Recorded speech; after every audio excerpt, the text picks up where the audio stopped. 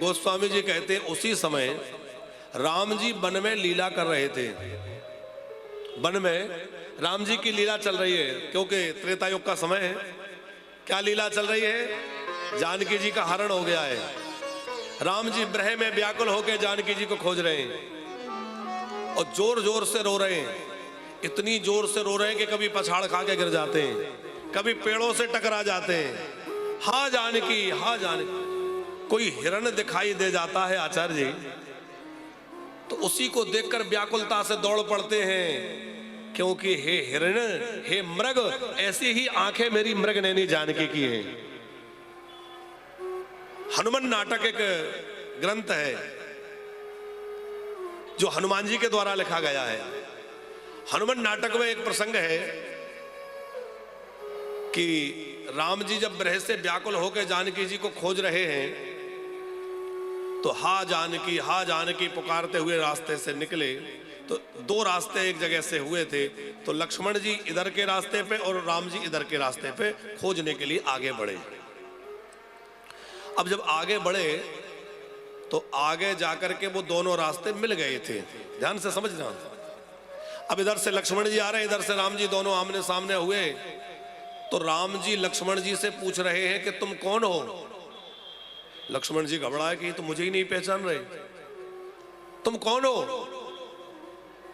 लक्ष्मण जी ने कहा कि मैं आपका भाई, आपका अनुज। तो राम जी बोले मैं कौन हूं? अब और विडंबना।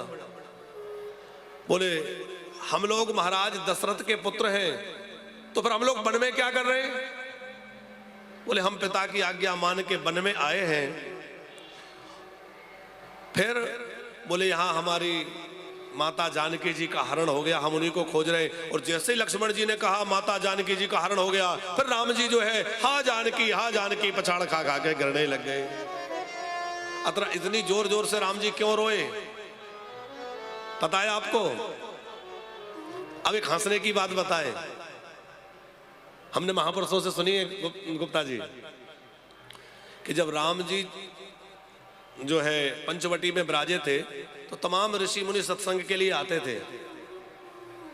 और राम जी के गृहस्थ आश्रम को देख करके मन में विचार आता था कि गृहस्थ आश्रम भी बुरा नहीं है। देखो राम जी के साथ भी किशोरी जी हैं, सेवा करती हैं। हम लोग भी गृहस्थ हो जाएं तो क्या हानि है? अरे हम लोग भी गृहस्थ बन के तपस्या कर सकते हैं, भजन कर सकते हैं। आपस में चर्चा हुई तो एक महात्मा बोले क्यों जी ये बताओ, हम इतने सारे महात्मा, इतनी कन्याएं मिलेंगी कहाँ? एक महात्मा बोले सुनो, राम जी के चरणों में चमत्कार है, वो पत्थर को छू देते हैं तो नारी बन जाता है। तो यहाँ तो पत्थर की कोई कमी नहीं, पहाड़ है। हम लोग अपने अपने अनुसार सिलाएं रख लें, एक दिन राम जी का न्योता करेंगे, राम जी से पत्थर छुआ लेंगे, वो सब सिलाएं नारियां बन जाएंगी, सब विवाह कर लेंगे। हाँ ये बढ़िया बात है। अब राम जी ने एक दिन लक्ष्मण जी से पूछा, लक्ष्मण आजकल महात्माओं का आना जाना कुछ कम हो गया। लक्ष्मण जी भी बोले सरकार उनको एक काम मिल गया। क्या? बोले वो सिलाएं गढ़ने में लगे, अपने अपने अनुरूप सिला तैयार कर रहे हैं। सारी बात जब राम जी को पता चली, राम जी ने कहा अरे राम राम ये क्या हुआ? अरे मैं तो आया था इन तपस्वियों के बीच में कुछ भगवत चर्चा हो, ज्ञान वैराग्य की चर्चा। ये कहां मेरे गृहस्थ को देख के चक्कर में पड़ गए। और राम जी ने जानकी जी का हरण हुआ तो जोर जोर से रोना शुरू किया। इतनी जोर जोर से रोए कि उन महात्माओं तक आवाज पहुंच गई। महात्माओं ने कहा कौन रो रहा है? बोले राम जी रो रहे हैं। क्यों रो रहे हैं? बोले जानकी जी का हरण हो गया। महात्माओं को लगा कि जब राम जी जैसों को रोना पड़ रहा है तो हमें रोना पड़े, इसमें कौन बड़ी बात भैया, हमें भी रोना पड़ेगा, इसलिए चक्कर में नहीं पड़ना। सबने पत्थर फेंक दिए। और आप भी एक बात ध्यान रखना कि जब राम जी जैसों को रोना पड़ा तो हमें भी रोना पड़े, कोई बड़ी बात नहीं है। इसलिए गृहस्थ जीवन में आए हो तो उसका आनंद लीजिए। कभी सुख है कभी दुख है, यही जीवन है साहब, इसका आनंद लेते चलिए। लेकिन आपस में कोई वही मनुष्यता नहीं, पति पत्नी मिलकर भजन करिए, आनंद लीजिए जीवन का है?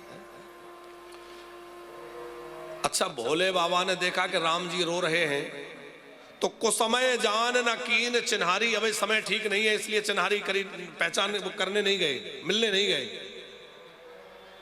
और ये तो कोई बात ढंग की नहीं हुई कि आपका मित्र परेशानी में हो और आप देख लें कि इसका समय खराब चल रहा है और आप ना जाएं, तो क्या ये अच्छी बात है? मित्र वो है जो परेशानी में मित्र को देख के दौड़ के पहुंच जाए। और गोस्वामी जी कहते को समय जान न कीन चिन्हारी, समय अच्छा नहीं है, इस समय नहीं जाऊंगा। ऐसा क्यों किया? को समय का मतलब यह है कि राम जी पे कोई संकट नहीं है, राम जी तो लीला कर रहे हैं, नाटक कर रहे हैं कि नहीं? लीला मतलब नाटक। अब मंच पे राम को शाम को रासलीला होती है, रामलीला कभी कहीं आप देखते हैं। अब कोई बढ़िया नाटक या कोई लीला चल रही हो और आप उसमें जाके बीच में कुछ कहने लग जाए तो पूरा नाटक बिगड़ जाएगा कि नहीं? राम जी तो लीला कर रहे हैं।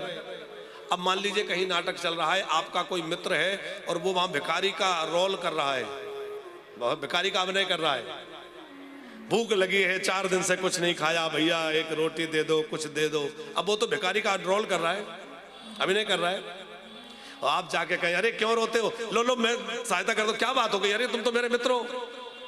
तो बताओ पूरा नाटक खराब हो जाएगा कि नहीं? वो तो नाटक कर रहा था, तुम बीच में घुस गए।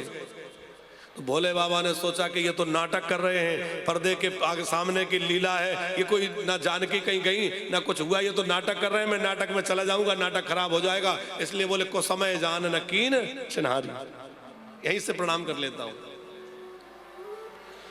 अच्छा, राम जी किससे पता पूछ रहे हैं? हे खग मृग हे मधुकर श्रेणी, तुम देखी सीता मृग नैनी। वृक्षों से पता पूछ रहे हैं, पशु पक्षियों से पता पूछ रहे हैं, क्यों? उसका कारण यह है भरतलाल जी कि जो पंचवटी के आसपास रहने वाले पशु पक्षी हैं वो साधारण नहीं हैं। खग मृग तनु धरि देवा, आय करे रघुनायक सेवा। भैया पंचवटी में जब सीताराम जी विराजमान हुए तो तमाम देवता सिद्धगण आकर के पंचवटी के आसपास निवास करने लगे। किस रूप में? खग मृग के रूप में, खग मृग बन करके, पशु पक्षी बन करके। हमारे राम जी वनवासी तपस्वी बने, हम पशु पक्षी बन के उनकी सेवा करेंगे। अब राम जी जानते हैं कि ये है तो पशु पक्षी के रूप में, पर ये कौन है? ये देवता है, ये सिद्धगण है, इन्हें पता होगा जानकी कहाँ है। इसी तरह गोपियां जब श्री कृष्ण महारास में ओझल हो जाते हैं तो गोपियां भी ढूंढती हैं, किससे पता पूछती हैं? पीपल से, बरगद से, तुलसी से, मालती से। क्यों? क्योंकि वृंदावन के वृक्ष को मरम न जाने कोई। भैया वृंदावन के वृक्ष भी साधारण वृक्ष नहीं है, ऋषि मुनि महात्मा है, वो महात्माओं से पता पूछ रही हैं। तो भोले बाबा अपने स्थान से ही प्रणाम कर रहे हैं, मिलने नहीं गए। भारी लोचन छवि सिंधु निहारी, को समय जान न कीन चिन्हारी, को समय जान कीन चिन्हारी। जय सच्चिदानंद जग पावन, जय सच्चिदानंद जग पावन। अस कहीं चले ओ मनोज न सावन, अस कहीं चले मनोज न सावन। अपने इष्ट देव श्री राम का दर्शन करके ऊपर से भोले बाबा इतने गदगद हो गए कि आंखों से आंसुओं की झड़ी लग गई, रोम रोम पुलकित हो गया, वाणी गदगद हो गई। जय हो जय हो जय हो, गदगद होके कह रहे हैं। सती जी ने भगवान शंकर की यह दशा देखी तो चक्कर में पड़ गई कि ये क्या बात हुई। अरे जिनको ये प्रणाम कर रहे हैं वो तो रो रहे हैं, वो तो किसी को ढूंढ रहे हैं, परेशानी में है, और उनको देखकर भगवान शंकर जय हो कर रहे हैं। ये क्या तरीका है, ये क्या लीला है, ये कैसा काम है? सती सो दशा शंभु के देखी, सती सो दशा शंभु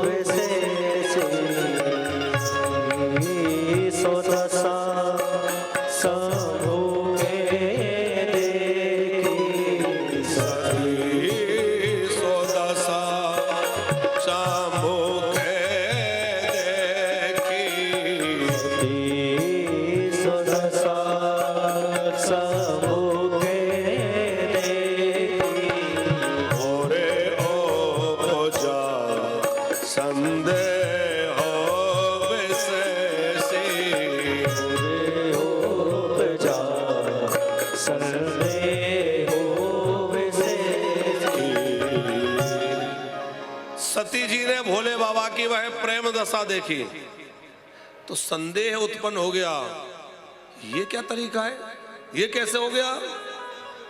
भोले बाबा समझ गए कि इनके मन में कुछ ऊहापोह चल रहा है।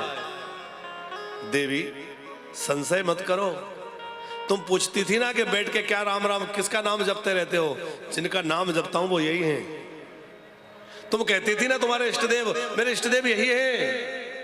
देवी इनको प्रणाम करो। और अभी अभी हम जिन महात्मा के पास से आ रहे हैं, उन्होंने जिन राम जी की कथा सुनाई वो राम जी मेरे यही है। जासु कथा कुंभज ऋषि गाई भगत, जासु में मुन ही सुनाई, सोई मम इष्ट देव रघुवीरा, सेवत जाए सदा मुनि धीरा। देवी ने प्रणाम करो। सती जी ने मन में विचार किया कि ये भगवान है, इनको सच्चिदानंद कह रहे हैं, ना इनमें सत्य दिखाई दे रहा, ना चित्त दिखाई दे रहा, ना आनंद दिखाई दे रहा, ये तो रो रहे हैं, ये कैसा भगवान है। सती के मन में संदेह हो गया और यह बात भगवान शंकर जान गए। अब संदेह लेकर जाएंगी तो इनका अहित होगा, इसलिए कहा देवी जैसे तुम्हारा संदेह मिटे तुम जाके वैसा उपाय करो। यदि आपको लगता है तो परीक्षा लेकर देख लो। और परीक्षा की बात सती जी को बहुत जल्दी भाग गई। हाँ हाँ ठीक है, मैं परीक्षा लेके आती हूँ। तो परीक्षा लेने जाने लगी तो भोले बाबा से कहा आप भी चलिए, हम लोग परीक्षा लेंगे। भोले बाबा बोले नहीं नहीं, तब लगे बैठ आहूं बट छाई, मैं यहीं बरगद के वृक्ष के नीचे बैठूंगा। अच्छा, बरगद के नीचे ही भगवान शंकर बैठते हैं, प्रायः बरगद के नीचे बैठते हैं। क्यों? बट विश्वास अचल निज धर्मा। बट का वृक्ष जो है वो विश्वास का प्रतीक है, भगवान शंकर विश्वास का स्वरूप है, वो हमेशा बट वृक्ष के नीचे ही बैठते हैं। संशय के वन में तो सती भटकती हैं, भगवान शंकर तो बट वृक्ष के नीचे। मैं तब लगे बैठ आओ बट छाई, जाओ परीक्षा लेकर आओ। नहीं नहीं आप भी चलिए, आपको चलना पड़ेगा, मैं आपकी अर्धांगिनी हूं। तो भोले बाबा हंस के बोले देवी ये बताओ, पति पत्नी में खूब प्रेम हो, सब काम साथ साथ करते हो, घूमने साथ जाएं, भोजन साथ करें, सब साथ साथ, और पत्नी बीमार हो जाए और पति से कहे देखो जी हर काम साथ साथ करते तो दवाई भी साथ साथ खाएंगे, मैं खा रही हूं तो तुम भी खाओ, अच्छा लगेगा? अरे जो बीमार है उसी को दवाई खाना पड़ेगा। अब मुझे सुई लग रही आप भी लगवाओ, ये तो कोई बात नहीं है, जो बीमार होगा उसी को दवाई लेनी पड़ेगी। तो देवी संशय तुम्हें है इसलिए इलाज तुम्हारे को कराना है, मुझे कोई संशय की बीमारी नहीं है, इसलिए मैं तो आनंद से बैठा हूं। सती महारानी गई और सती जी गई तो जाकर के उन्होंने परीक्षा लेना चाहा। सती जी ने विचार किया कि जिसको ये खोज रहे हैं मैं वही बन जाती हूं। क्या बन गई सती जी ने? किसका रूप बनाया? हाँ, सीता जी का। यदि साधारण मनुष्य होंगे तो कहेंगे अरे मैं तुम्हें कब से ढूंढ रहा था, कहां थी। और ब्रह्म होंगे तो पहचान जाएंगे। लेकिन आचार्य जी अकबर के 9 रत्नों में से एक रत्न थे कवि गंग नाम के कवि, अकबर के यहाँ रहते थे। उन्होंने एक बहुत अच्छा सवैया लिखा है कि तारों के तेज से चांद छुपे नहीं, सूर्य छुपे नहीं, बादल छाया, रीढ़ पड़े हृदय बोध छुपे नहीं, दाता छुपे नहीं मांगने आयो, धन छुपे नहीं मांगने आयो, दाता छुपे नहीं मांगने आयो, अरे चंचल नारी के नैन छुपे नहीं, प्रीत छुपे नहीं, पीठ दिखाया, कभी गंग कहे सुन सहा कवर, और कर्म छुपे न भभूत लगाया, कर्म छुपे न भभूत लगाया, कर्म छुपे न भभूत लगाया। हर तारों के तेज से चांद छुपे नहीं, सूर्य छुपे नहीं, बादल छाया, अरे रीढ़ पड़े रजपूत छुपे नहीं, दाता छुपे नहीं मांगने आयो, दाता छुपे नहीं मांगने आयो, दाता छुपे नहीं मांगने आयो, अरे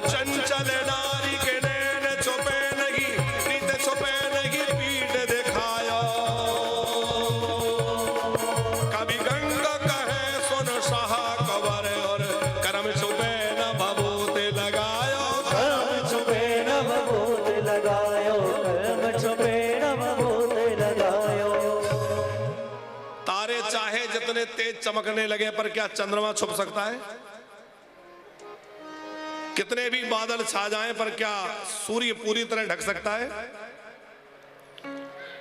जब सामने से कोई योद्धा पुकारे, ललकारे, तो योद्धा की ललकार सुनकर के क्या सूरवीर रह सकता है? छत्री, उसकी सूरवीरता प्रकट हो जाएगी। दाता छुपे नहीं मांगन आयो। जब कोई मांगने वाला कोई आ जाए, भिक्षुक आ जाए, कोई याचक आ जाए, तो जिसके अंदर उदारता है, नहीं भी होगा तो भी मना नहीं करेगा। 2 रोटी है, एक तू खा ले, एक मैं खा लूंगा। दाता तो साहब दाता है। कितने लोग हैं जो अपने थाली का भोजन दान कर देते हैं? दाता छुपे नहीं मांगन आयो, चंचल नारी के नैन छुपे नहीं, और प्रीत छुपे नहीं पीठ दिखायो। जिसके अंदर प्रेम है ना तो झलक पड़ता है। और कभी गंग कहे सुन साह अकबर, कर्म छुपे ना भभूत लगायो। भैया आपके कर्म ऐसे हैं तो चाहे जितनी भभूत लगा लो वो नहीं छुपे। हाँ, अंदर से परिवर्तन आ जाए तब तो सब किया माफ हो जाएगा। अभी तक जो हुआ है सो हुआ है, आगे की सुधार लो। ऐसा नहीं है कि इतने पाप किए हैं तो अब क्या होगा। अरे भैया आगे की सुधार लो तो सुधर जाएगी। जो हुआ भगवान क्षमा कर देंगे, बड़े दयालु हैं।